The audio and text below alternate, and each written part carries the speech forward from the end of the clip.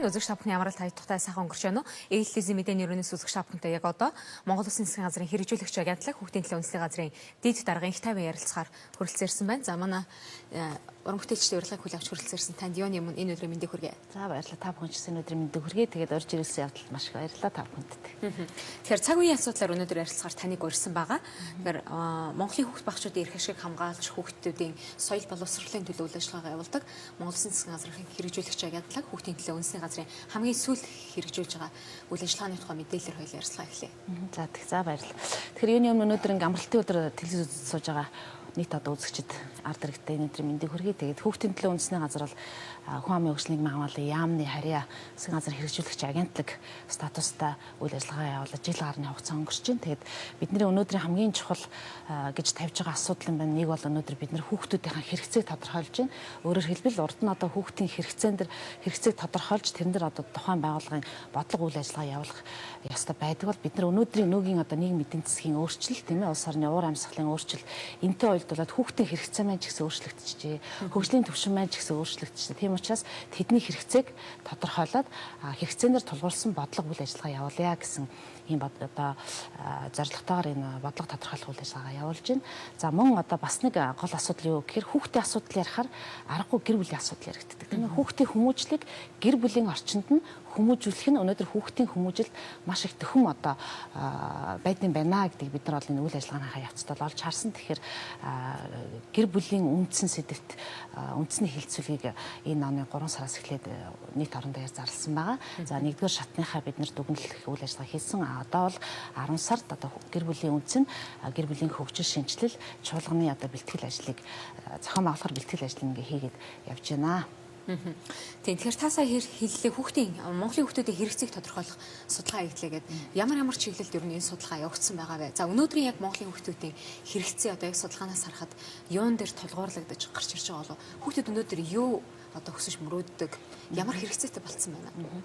Тэгэхээр хүүхдийн эрхийн комиссад хүүхдэд хамгаалах эрх хөгжих оролцох эрх тийм ээ энэ 3 үндэс эрхийг заасан байдгийн. Тэгэхээр энэ хэрэгцээний дагуу мэдээж метр улс орой болгосон хэрэгцээг тодорхойлохтой нөгөө талаасаа бид нар хэрэгцээг тодорхойлохдоо ганцхан одоо хүүхдтэй нь ярилцаад гэдэг юм уу тийм ээ хэрэгцээг тодорхойлохыг бол зориагүй статистик дүн мэдээлэл авсан. Дээр нь одоо энэ нэгдсэн үндэсний байгууллагын хүүхдийн сан мөн одоо олон улсын байгууллагуудын тийм ээ хүний эрхийн комиссаас энэ манай үйл ажиллагаанд шинжилгээ хийгээд дүгнэлт зөвлөмжүүд өгсөн байдаг. Тэр зөвлөмжүүдийг судалсан. Дээр нь бид нар одоо өнгөрсөн ялангуяа нэг жилийн хугацаанд бол хүүхдэд одоо тийм ээ хүүхдийн эрхийг хэрэгжүүлэх талаар бодлогын шинжтэй үйл ажиллагаа явуулж удирдлага зааварчилгаагаар хангахаас гадна хүүхдэд үйлчлэгээ үзүүлдэг энэ үйл ажиллагаараа бол бид нар хамт олон байгууллагаар бол орсон байгаа. Тэгээ яг явуулсан үйл ажиллагааныхаа явц дээр тулгуурлаад үйл ажиллагааны төгсгөл бүрт одоо бид нар ямар нэгэн байдлаар судалгаа шинжилгээ ажлуудыг хийсэн байдیں۔ Тэгээ энэ дэр үндслээд ингээ 3 үндсэн энэ одоо объектыг яаж тодорхойлоод тэн дээр үндэслээд бид нар судалгаануудаа хийсэн. За өнөөгийн хүүхдийн хөгжил бол мэдээч хэрэг ямар нэг мэд бие бэлтрийн байдаг юм уу, оюуны хөгжил байдаг юм уу, тийм ээ эрүүл мэндийн талын бол маш олон өөрчлөлтүүд бол гарсан бол эндээс харагдаж байгаа. За ялангуяа одоо эдийн засгийн хөгжил, тийм ээ техник технологийн хурдцтай хөгжилтэй уялдуулаад хүүхдийн оюун санааны за мөн одоо энэ хүнс хэрэглээнийхээ бүтээгдэхүүнээс шалтгаалаад хүүхдийн маань одоо бие бэлтэр тийм ээ мөн эрүүл мэндэд бол тодорхой хэмжээний өөрчлөлт гарсан бол харагдаж байгаа. Зөвхөн хүний хэрэгцээг одоо юу гэдгийг бүгдийн тодорхойлно гэж мэдээж хүний хэрэгцээ хязгааргүй. Гэхдээ бид нар бол нэг л юм олж харсан. Энэ юу гэхээр өнөөдөр хүүхдүүдийн маань хэрэгцээний хамгийн гол чухал үзүүлэлт юу вэ гэхээр тэр хүүхдүүдэд хөгжих орчинг бий болгох. Тэр хүүхдүүдийг сонсох шаардлагатай юм байна. Гэр бүлийнх нь орчинд нь илүү ойрхон дулаан гэр бүлийн одоо орчинд ялангуяа илүү дулаан уур амьсгал үүсэх хэрэгтэй юм байна. Эцэг эхийн зүгээс бол хүүхдүүдэд анхаарал халамж тавих хэрэгтэй юм байна. Тэднийгээ сонсох хэрэгтэй юм байна гэсэн үндсэн үзүүлэлтүүд бол гарч ирж байлээ л дээ. Тийм тэгэхээр хүүхдийн эрхийн тухай та ярьж байна. Тэгэхээр хүүхдийн эрхийн одоо хамгаалдаг хүүхдийн эрхийн одоо чиглэлээр үйл ажиллагаа явуулдаг бас төрөмс байгууллагууд байгаа. Тэгэхээр Монгол Улсын засгийн газрын хэрэгжүүлэгч агентлаг энэ байгууллагуудтай ер нь хүүхдийн эрхийг хамгаалах тал дээр яаж уялдаа холбоотой ажилтдаг юм бэ? За тэгээд дээрээс нь гэр бүлийн хүрээнд зам одоо нийгмийн орчинд өнөөдөр хүүхдийн маань эрх яаж зөрчигдөж байна. Нийгмийн орчинд гэдээ ярихаар өнөөдөр хөдөлмөр эрхэлж байгаа хүүхдийн асуудал гараад ирнэ. За гэр бүлийн орчинд гэхээр одоо ээж аавдаа дарамтлуулж байгаа гэр бүл нь одоо хэцүү асуудалтай байгаа нөхцөлд өсч торинж байгаа хүүхдүүд гэдэг маш олон асуудлууд байна шүү дээ. Энэ бүгдийг төрөмс байгууллагуудтай яаж уялдуулж холбогдуулж ажиллаж байгаа бай. Тийм ээ. Тэгэхээр төрийн бас байгууллагууд маань энэ дэр маш маш сайн ажилладаг. Бид нар төрийн бас байгууллагын ажил үйлчлэг өөрөөр хэлбэл хүүхдэд үзүүлж байгаа үйлчлэгээгүйгээр өөрийнхөө байгууллагын ажлыг бол төсөлөх ямар ч боломжгүй. Яг тэр хүүхдүүдэд тулж үйлчлэгээ үзүүлж чадахгүй байгаа тохиолдолд энэ ажлыг төрийн бас байгууллага гүйцэтгэж байгаа. Тэгэхээр төрийн бас байгууллагын оролцоо бол маш чухал. Дээр нь бид нар хамтарч ажиллаж байгаа төрийн бас байгууллагуудаа аль болохоор дэмжих тал дээр бодлого гарчин. Дээр нь мөн одоо энэ төрийн бас байгууллагынхаа яг энэ хүүхдийн чиглэл үйл ажиллагаа явуулж байгаа, хүүхдийг хамгаалах тийм ээ, эрхэн зөрчигдсөн хүүхдэд одоо үйлчлэгээ үзүүлэх чиглэлээр үйл ажиллагаа явуулж байгаа энэ төрлийн бас байгууллагуудтай ажлын онцлог бол маш хүнд хэлбэрийн ажилдаа ордог. Тэгээд тэр хүмүүстээ бас баярлалаа гэдэг бол хэлхэн зүйтэй болоо гэж бодож байна. За ер нь бол хүүхдийн эрхийн зөрчигдөх холбоотой асуудал бол нэлээд олон судалгаанууд хийгдсэн байдгийн. Тэгээ хүүхдүүд ялангуяа одоо хүчирхийлэлд өртсөн эсвэл одоо гэр орноосоо дайчсан тийм ээ, тэмэл хүүхдүүдтэй судалгаа хийгээд харж яхад ямар учраас одоо дайцсан байдгийн бэ гэд харахад бол үндсэндээ 60% нь гэр бүлийн орчин дахь дарамт тийм ээ, 22% нь сургуулийн орчин дахь дарамт, 11% нь болохоор гэр бүл доторх одоо архитекттай холбоотой гэж гарсан байдаг. Мөн дээр нь одоо манад бас насан туршаагүй гэмт хэрэгт одоо холбогдогч болсон, хохирогч болсон тийм ээ, хүүхдүүдийг ингээд ярианаас нь ч юм судалгаанаас ингээд аваад харахаар бас 60-аас 70% нь гэр бүлийн орчин дахь дарамтаас болсон гэдэг ийм судалгаа харагдаад байна. Тийм учраас бид нар гэр бүлийн орчныг дулаан уур амьсгалтай болгох зайлшгүй шаардлага байд юм байна. Дээр нь бид нар өнгөрсөн одоо оны эцсээр санаж байна, хүүхдээ сонсон айныг зарласан. Тэгээд энэ айны хүрээнд одоо Монгол улсын одоо бүх нийт орон нутгийн хэмжээгээр зарласан баа. Тэгээд судалгаа хийгээд харсан байж хат хүүхдүүдэд асуулт тавьсан байдаг юм. Хамгийн түрүүнд хэнд хандаж юу хэлмээр байна гэсэн асуултанд хүүхдүүд баруун бүсэдч тэр, зүүн бүсэдч тэр, төвийн бүсэдч тэр аава намайг сонсооч гэж хэлсэн байдаг. Аава намайг. Тэгэхээр гэр бүлд аауд маань хүүхдүүдэд сонсгоо болцсон юм уу да? Хүүхдүүдтэй тавих анхаарал суларсан юм яг харагдаад байгаа. Хоёр дахь асуулт нь юу гэхээр аава арх битээ яваач. Тэгэхээр энэ бол юу хэлээд байна гэхээр өнөөдрийн хүүхдүүдийн нөгөө нийгмийн хэрэгцээ гэдэг юм тодорхойлоод байна гэж харж байгаа. Тэгээ энэ бол мэдээж хэрэг одоо юу гэдгийг бидний одоо үйл ажиллагааныхаа явцад хийсэн дүн шинжилгээ тийм ээ. Тэгэхээр бид нар бол хүүхд толгомтой тулж ажилласан байгаа, бүлэг судалгаанууд хийсэн байгаа. Тэгэхээр энийг бол бодит одоо үр дүн гэж харахад бол хэсдэхгүй болоо гэж бодож энэ дээр бас тулгуурсан үйл ажиллагаанууд явуулахар төрийн бас байгууллагуудтай ч гэсэн хамтраад бас тодорхой ажлуудыг төлөвлөд байж байна л да. Тэгэхээр үзэгч та бүхэнтэй яг энэ цаг мөчид Монгол Улсын засгийн газрын хэрэгжүүлэгчийн хамтлаг хүүхдийн төлөө үндэсний газрын дэд даргын их тайван үзэгч та бүхэнтэй Монголын хүүхдийн багшуудын асуудлаар, залуучуудын асуудлаар ярилцж байна. Тэгэхээр танаас нэг зүйлийг тодруулъя. Та сая хүүхдээ сонсон айны тухай ярьлаа. Тэгэхээр засгийн газрын хэрэгжүүлэгчийн агентлаг төрийн энэ байгууллагатай хүүхдийн дуу хоолой бас хэрхэн уялдаж одоо хүүхдийн төлөөлөл танай байгууллагын одоо удирдах шатнд яаж оролцож ажилладаг вэ? Хүүхдүүд бас дунд нь байж мэдээж хүүхдийн асуудлыг мэдэрч та бүхний ажилд томоохон одоо чухал үрийг гүйцэтгэх болов гэж бодож байна. Тийм ээ. Тэгэхээр хүүхдийн оролцоо гэдэг юм бол өөрөө яг хүүхдийн эрхийн комиссар олгох зэрэг нь байгаа. Тэгэхээр хүүхдийн оролцоо бас хангалтгүй байсан нь бол тодорхой болсон. Тэгэхээр бид нар яасан гэхээр өнгөрсөн 6 сард хүүхдийн бид хөгжийн оролцоо сэдэвт үндэсний чуулганы зохион байгуулсан. За энэ чуулганы маань онцлог юу байсан бэ гэхээр чуулганаа хүүхдүүд мань өөрсдөө удирдсан, өөрсдөө зохион байгуулсан, дунд нь оролцсон, бүлэглэлийн бүх хүүхдүүдийг бид нар оролцуулсан. Оролцуулалтаа орон нутгаас гадна дээр хөгжлийн бэрхшээлтэй хүүхдүүдэд оролцууллаа. Одоо асрамжийн төвд өсөж хүмүүжж байгаа хүүхдүүдийн оролцоог хангасан. Дээр нь одоо бас шашны сургуульд суралцдаг хүүхдүүдийн оролцоог хангасан. Мөн одоо Батлан улс сургуулийн дэргэдэх тэр үлээр хөгжмийн найрал хөгжмийн дэргэдэх хүүхдийн сургууль байд юм билээ, тэдний оролцоог хангасан. Дээр нь бид нар бас мэдээж хэрэг өнөөдөр хэрхээ хязгаарлалсан хэдий боловч тэр хүүхдийн оролцох их нээлттэй байгаа гэдэг утгаар нь одоо гэмтрийн улмаас тийм ээ насан туршийн 461 дээр ангид харагдаж байгаа хүүхдүүдийн оролцоог ч гэсэн бодит оролцоог хангасан ийм сайхан чуулганыг бол зохион байгуулсан. Тэн дээр бол бидний дуу хоолой төр засгийн бодлогот бол хүрэх хэрэгтэй. Бид нар өөрсдөө дуу хоолойгоо өөрсдийнхээ одоо хүсэл зорилгод төр засагтаа өргөн барья гэсэн ийм юмнууд бол яг энэ хүүхдээ бид хөгжийн оролцож чуулганаас бол гаргаж ирсэн. Тэгээд ерөнхий сайд маань бол хүүхдийн төлөө үндсэн зөвлөлийн тэргүүний хувьд оролцсон. Хүүхдүүдийн ханч дуу хоолойг сонссон. Мөн одоо сая хичээлийн шинжил нэгтгэхтэй холбогдуулаад уламжлал ясаар ерөнхийлөгч маань хичээл заасан байгаа. Тэн дээр ялангуяа одоо хууль эрхцэн орчин ба хүүхдийн оролцоо гэсэн сэдвтэй тийм хичээл заасанд нь бид нар бас маш их баярлаж хүлээж авсан. Яг тэр үнэхээр хүүхдийн оролцоо бол төр засгийн бодлогын хэмжээнд заашгүй байх шаардлагатай юм байна гэдгийг бол бас мэдэрсэн ийм сайхан хичээлийг бол зааж өгснөөс талархаж байгаа. За мөн одоо бид нар ерөнхийлөгчийн дэргэд иргэний танхимтай хамтраад саяхан бид нар одоо хамтын үйл ажиллагааны талаар ярилцаа тохиролцоонд хүрсэн байгаа. Нийслэл орон нутаг одоо бүх төвшөнд хороодуудын дэргэд иргэний танхимаар дамжуулаад хилцүүлгээ зохион байгуулагчин. За энэ дээр мэдээж бид нараас хүүхдийн оролцоог хангана. Тухайн орон нутгийн хөгжил тийм ээ, тухайн орон нутгийн одоо хөрөнгө оруулалтад хүүхдийн оролцоо ямар байх вэ?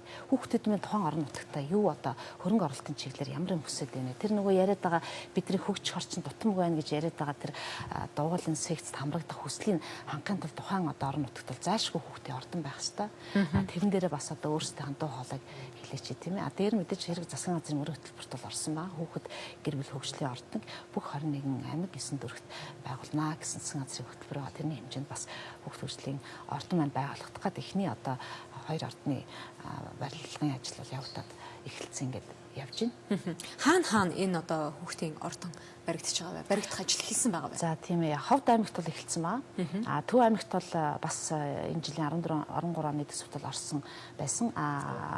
Нийслэлийн хэмжээнд бол Баянгол дүүрэгт хүүхд гэр бүл хөгжлийн ордон байгуулагдахаар газрынхан зөвшөөрөл нь гараад одоо үндсэндээ хүүхд гэр бүл хөгжлийн ордны зураг төслүүл ажиллагаа бол тендер зарлагдаад явж байгаа. Тэгэхээр өнөөдрийн хүүхд багшуудыг ингээд анзаараад хараад хахад техник технологийн дэвшлээ одоо улс эх орны энэ хөгжлийн одоо хурдтай үйл явцыг дагаад одоо техник технологи маш одоо сонирхолтой орчинд хүүхдүүд амьдарч байна л да тий. iPad хэрэглэж байна, компьютер дээр тоглож байна, интернетээс бүх мэдээллүүдийг авчиж байна гэдэг. Өөрөөсөө явах, ирэх, хайх тэр зүйл хүүхд багшуудын хувьд одоо багассан юм шиг анзаарэгддэг л да. За үүнтэй холбоотойгоор 2-3 хоногийн өмнө интернетээс уншиж байсан эрүүл мэндийн шинжилгээ ухааны их сургуулийн 1-р курсод орсон нэг эмэгтэй оюутан маань дөнгөж оронгуудаа бие тамирын хичээл дээр бахартаад одоо нас орчлаа гэсэн мэдээллийг одоо интернет сайтаас олж уншижсэн л да. Гээд ингээд хараад ингээд бодоод хад өнөөдөр яг хүүхд багчуудын яг энэ бие билдер спортоор хичээлэхтэй холбоотой энэ асуудал хэдийн орхигдчихжээ тий. Яг их сургуулийн оюутан болоод төлөвшөх бие хүн болоод тэр төлөвшөд гарахад эрүүл мэндийн хувьд өнөөдөр Монгол хүн тэнцэхгүй байна гэдэг тэр асуудлаас маш чухал яригдчихээн л да. Тэгэхээр үүн дээр бас та бүхэн ямар анхаарал хандуулж ажиллах вэ? Тийм ээ, энэ бол үнэхээр бас харамсалтай хэрэг болсон тийм. Тэгэхээр ер нь бол одоо нөгөө хүүхдээ маань хөгжих орчин гэдэг чинь энэтэй хамралтай байгаа. Өөрөөр хэлбэл хүүхд жишээлбэл бие ялдраа хөгжүүлэх сонирхолтой хүүхдүүд байна тийм ээ. Оюуны чадхаа хөгжүүлэх сонирхолтой байна. Эсвэл урлагаар тийм ээ. Гэтэл энэ хүүхдүүдийг тэр хөгжүүлж байгаа орчин одоо орон байранд байхгүй улмаас энэ хүүхдүүд яг тэр хэмжээнийхээ хэрэгцээг бол хангаж чадахгүй байна. Энэтэй уялдуулаад яг үнэхээр энэ хүүхд гэр бүл хөгжлийн ордонд маань дугуулангууд хичээлнэ. Урлагийн наадмууд болно тийм ээ. Дээр нь одоо энэ бие билдрийн болон одоо фитнес клубүүд хичээлнэ. Тэр энэ дээр бид нар нөгөө дүүрэг бүрт байх хэрэгтэй юм аа, орон нутаг бүрт байх хэрэгтэй юм аа гэдэг чинь хүүхдүүдэд тэр орчныг нь тухайн одоо байгаа орчинд нь байлгал зүгээр юм байна гэдэг энэ үндслээс гарч ирсэн болов гэж бодож байгаа. Нөгөө талаасаа хүүхдүүдийг мань ялангуяа одоо сургуулийн орчинд тийм ээ. Сургуулийн орчинд бол мэдээж нийгмийн ажилтан гэж байгаа. Гэхдээ нийгмийн ажилтан маань өнөөдөр хүүхдийн бие билдрийн хөгжил, оюуны хөгжил тийм ээ, хувь хүнийх нь хөгжил, сэтгэл зүйн хөгжил, сэтгэл зүйн дарамтанд байна уугүй гэдэг тал дээр нь анхаарч ажиллах цаг хугацаанд бол боломжгүй болчиход байгаа. Нийгмийн ажилтны хувьд. Уг нь бол нийгмийн ажилтан бол тэр хүүхдтэй харилцаанд орж байгаа хэрэгтэй тийм ээ. Тийм учраас ерөнхийдөө сургууль дээр мэдээж бие тамирын хичээл гэж орж байгаа боловч өнөөдрийн бие тамирын хичээлийн стандарт нь бас ямар стандарт байгаад байгаа. Энэ мэдээс холбоотой нэлээд олон асуудалтай бол хүндэг заашгүй шаардлага байна гэдгийг бид нар олж харж байгаа. Тийм ч учраас хүүхдийн хэрэгцээг тодорхойлоод яа харахгүй хүүхдийн байгууллага өнөөдөр хэрэгцээн дээр тулгуурласан бодлого явуулах заашгүй шаардлага бий байна гэдгийг олж харсан юм байгаад байна. За эцэг эхчүүдийн зүгээс ирдэг бас нэгэн одоо гомдол саналтай холбоотой нэг асуудал бол яа харахгүй таны ярьж байгаа энэ хөгжих орчны тухай асуудал байгаа юм л та. За Улаанбаатар хотын хэмжээнд гээд аваад үзээд ярихад Монголын хүүхдийн ордон гээд одоо урлагийн чиглэлээр үйл ажиллагаа явуулдаг дугуулсан секц байгаа. Тоотой эдхэн хүүхдүүд нь шалгалт өгөөд тэнцээд тийш орчихдаг. За бусад хүүхдүүд нь хайчих юм бэ. За хүүхдийн урлан бүтээгдэхүүний тухайд гэхэд бас авиастай сонгон шалгалтаар тодорхой хэмжээний хүүхдүүдийг аваад тоон гүйцэтгэхээр бусад хүүхдүүд маань хаана очиж хөгжих юм бэ? Гэр хороолт амьдарч байгаа тэр хүүхдүүдэд яг энэ хөгжих орчин нь яаж хүртээмжтэй байх юм бэ гэдэг энэ асуудал бас эцэгчүүдийн зүгээс нэлээд асуудал болж яригддаг зүйлийн нэг. За энэ одоо хөгжих орчныг одоо илүү олон болгох те Монголын хүүхдийн ордны жишээд бол 2 байлгах гэдэг ч юм уу. За хүүхдийн урлан бүтээх төв сургууль болгон дээр жижиг хэлбэрээр зохион байгуулах гэдэг ч юм уу. Энэ тал дээр та юу хэлэх вэ? Тийм ээ, ер нь бол өнөөдөр сургуулийн хүүхдийн тоо маань хэд вэ? Нийт одоо Монгол улсын хэмжээр 12 оны хүн амын тоолгоор бол тийм ээ 975 мянган хүүхэд өнөөдөр буюу одоо нийт Монгол хүн амын 40 хүртэлх хоёрыг хүүхд одоо 18 нас хүртэлх насны хүүхд эзлэх мянаас нэм судалгаа байдیں۔ Ерөнхийдөө сургуулийн одоо энэ тухайн одоо хүүхдийн даацыг хараад байхад бол дандаа хэтэрсэн даацтай байдаг. Тэр утгаараа одоо ээлжүүд нь жишээлбэл тийм ээ 1 2 дугаар ээлжин тийм үү 3 ээлжээр хичээлдэг сургуулиуд бол хүүхдийг чөлөөт цагаараа сургуулийн орчинд ч гэдэг юм уу хөгжих тийм ээ бие биедраа хөгжүүлэх юм орчныг бий болох тал дээр үнэхээр одоо боломжгүй байдаг юм нэг харагдаж байгаа. Цэцэрлэгийн хувьд ч гэсэн аваад үзэх юм бол бас мөн даац хэтэрчихсэн тийм ээ. Нийс Улаанбаатарын хэмжээнд өнөөдөр 60 70-аад хувь л одоо цэцэрлэгт хамрагдаж чадчихна гэсэн нэг тоо судалгаа харагдаад байгаа юм. Тэгэхээр энийг харахад ч гэсэн дээр нь тэгээд чинь тухайн одоо нэг ангид юу гэдэг 20-25 хүүхд хүмүүжих ёстой гэдэг бол өнөөдөр 30-40-оор навдаг ч юм уу. Тэгсэн хэрнээ 70% нь одоо хангаж чадчихна гэхээр цаана 30% хүүхд гэртээ тийм ээ одоо гэрийн хүмүүжлийн орчинд байж гэнэ гэсэн үг. Тэгэхээр энэ бол айгүй эмзэг тоо байхгүй юу. Бас нэг зүйл юу ажиглаж байна гэхээр өнөөдөр хэдийгээр одоо юу гэдэг орон сууцны хороолоод маш олноор ингэж босож мэдээж хочилт их хэмжээгээр явагдаж байгаа хэдий ч тухайн одоо орон сууцны хороололд сургууль цэцэрлэгийг барих асуудал нэлээд хомсдолтой байсан болов уу харагдаж байгаа.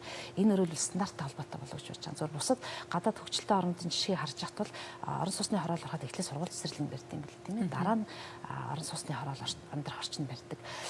Манайх бол одоо ерөнхийдөө засгийн газрын төвшөнд бол энэ шаардлагыг бол тавигдаад эхэлж гисэн.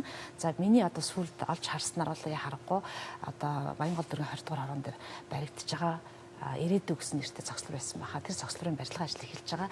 Ямар ч гэсэн харахад сургууль цэцэрлэг хоёрыг барьсан байлээ. Тэгэхээр энэ яг энэ зайлшгүй шаардлагатай стандартын дагуу энэ бас засгийн газрын төвшөнд асуудал яригадаад одоо харьяа яамдууд маань ч гэсэн энэ дээр анхаарал хандуулад ингэ явж байгаа юм байна гэдэгт бас баяртай байгаа. Ер нь бол хүүхдийн байгууллагын нийтлээ бас тоо хоолойгоо өргөсөөр л байх бол. Тэгэхээр түрүүн таны ярианд бас хөгжлийн бэрхшээлтэй хүүхдүүдийн асуудал яригдсанлаа. Яг харахгүй өнөөдөр нийгмийн анхаарлыг татаж санаа зовох зүйлийн нэг бол хөгжлийн бэрхшээлтэй хүүхдүүдийн хөгжих орчин тэдний одоо тийм нийгэмд чөлөөтэй оролцох эрхийн тухай асуудал бас яригдчихэж байгаа л да. Тэгэхээр өнөөдөр хараагүй хүүхдүүдийн 100 айлд байрладаг тусгай сургуулийг аваад үзэхэд л одоо зам гарахад тэнцээ яг хүүхдүүд хараагүй хүүхдүүд зам гарах тэр боломж нөхцөл өнөөдөр алга байна. 100 айлын өөрийнх нь одоо хөдөлгөөн ямар бэлээ. Тэгээ дээрээс нь одоо хараагүй одоо хөгжлийн бэрхшээлтэй хүнд зориулсан тэр тусгай эгдууд гэрлэн тохиоч гэдэг юм уу. Энэ зүйлүүдээс бас алгал байна л да. За тэгээд ихэнх одоо супермаркет дэлгүүрүүдийн тухайд бас хөгжлийн бэрхшээлтэй иргэд үйлчлүүлэх тэр боломжийг бас манай Монгол улсын хувьд Улаанбаатар хотын хувьд тэр бүр бүрдүүлээгүй байдаг. За сүүлийн үеийн томоохон одоо худалдааны төвүүд л өөрсдийнхөө одоо орж гарах гарц хаалган дээр ч юм уу те. За төвийн одоо зам талбай дээр хөгжлийн бэрхшээлтэй иргэд чөлөөтэй нэвтрэх гарах тэр одоо орц гарцуудыг хийж байгааг эс тооцох юм бол бас энэ хүүхдүүд рүү анхаарал хандуулах тэр зүйлүүд маань орхигдоод байгаа юм шиг анзаарэгддэг л та энэ дээр. Тийм ээ. Ер нь бол хүн амын хөгжлийн агуулгын яам маань хүн амын хөгжил гэдэг энэ чиглэлийг яамны чиглэлээр оруулж засгийн газрын төвшөнд тавьсаар оруулж ирсэн нь маш зөв алхам байсан. Би бол яг энэ ялангуяа манай Эрдэнэ сайд бол яг энэ хүн амын чиглэлээр бол өөрөө нийгмийн хамгаалалт чиглэлээр бол нэлээд ажлын туршлагатай хүн. Тэр тараач гэсэн ер нь бол хүн амын хөгжлийг тийм ээ хүн амын хөгжилд анхаарал тавихгүйгээр улс орны хөгжил явна гэдэг асуудал байхгүй нь хэн бүхэн тодорхой. Тэр битгээл тухайн хүн орны одоо хүн амын хөгжил хүүхдийн хөгжлөөс тухайн орны хөгжлийг тодорхойлдог гэсэн тийм яриа байгаад байдаг. Тэгэхээр хүн амын хөгжил хүн ам гэдэг маань үндсэн 5 бүлэгт хуваагдаад байгаа.